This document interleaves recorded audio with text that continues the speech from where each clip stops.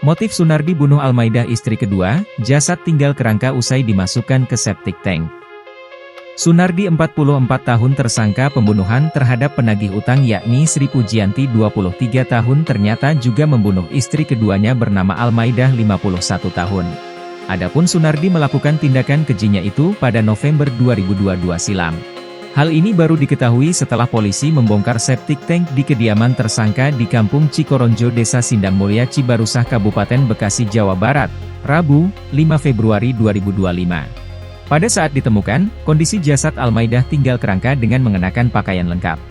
Jadi sama persis dengan keterangan tersangka bahwa pada saat dimasukkan ke septic tank korban masih menggunakan jaket dan pakaian dalam, jadi pakaiannya masih ditemukan secara keseluruhan, kata Kapolres Metro Bekasi, Kombes Mustafa.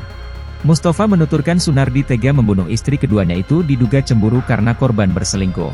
Untuk motif membunuh istri sahnya karena motif asmara, kata Mustafa. Hanya saja, motif Sunardi membunuh Almaidah tidak hanya terkait asmara tetapi juga soal harta.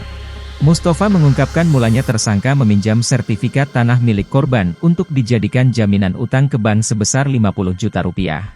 Tersangka meminjam sertifikat tanah kepada korban untuk digadaikan di bank dengan pinjaman sebesar 50 juta, itu tanah atas nama korban, jelasnya.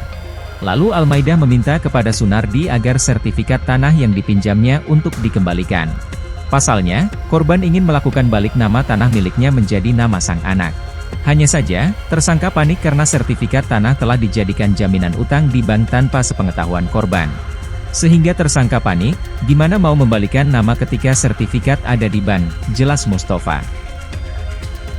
Download Tribun X sekarang, menghadirkan lokal menjadi Indonesia.